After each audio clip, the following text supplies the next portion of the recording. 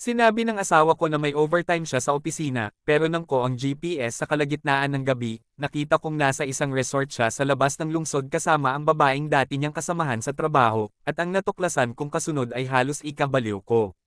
Gabi ng Sabado, malakas ang ulan, parang walang tigil na pag-iyak ng langit. Nakaupo ako sa tabi ng bintana, hawak ang cellphone ni Leo, asawa ko. Naiwan niya ito nang nagmamadali siyang umalis.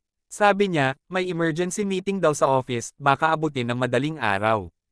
Pero habang pinagmamasdan ko ang basang daan, may kung anong kumurot sa loob ko. Parang hindi totoo. Parang pamilyar na ang linya. Naalala kong nakasync sa account ko ang GPS tracking app na dati kong ginamit para sa anak namin. Gamit ang cellphone ko, binuksan ko iyon. At doon, tumigil ang mundo ko. Ang lokasyon ni Leo, hindi sa opisina. Hindi sa kahit anong lugar na may kinalaman sa trabaho. Nasa isang private resort sa labas ng lungsod. 2 oras na siyang nandoon, o hindi gumagalaw ang signal. Napakapit ako sa kurtina. Parang may bumuhos na malamig na tubig sa buong katawan ko. Ilang sandali, tinawagan ko siya. Hello, mahal, nasaan ka? Nasa office pa. Inaayos lang yung report. Pero sa likod ng boses niya, may narinig akong tunog ng alon. Mahina pero malinaw. Hindi ako tanga. Lumabas ako kahit bumubuhos ang ulan. Tinawagan ko ang pinsan kong si Rhea, nagtatrabaho sa barangay doon.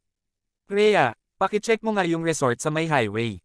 May kotse bang kulay gray? Plate number? Tahimik siya sa kabilang linya sandali, bago dahan-dahan nagsalita, ate, oo.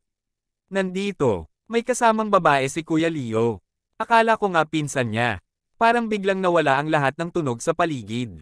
Pagdating ko roon, inabutan ko ang mga ilaw ng resort na kumikislap sa ulan. Nakita ko ang kotse niya, basa, pero mainit pa ang makina. Lumapit ako sa resepsyonista, nanginginig. Room 8 po sila, ma'am, sabi ng staff. Pinuntahan ko ang pinto, mahina kong tinapik. Walang sagot, tinapik ko ulit, mas malakas. Hanggang sa marinig ko mula sa loob, ang boses ni Leo, sabay tawa ng isang babae. At doon, alam kong tapos na. Hindi na kailangang buksan ang pinto. Ang pinto, bukas na sa lahat ng kasinungalingan na itinago niya sa akin.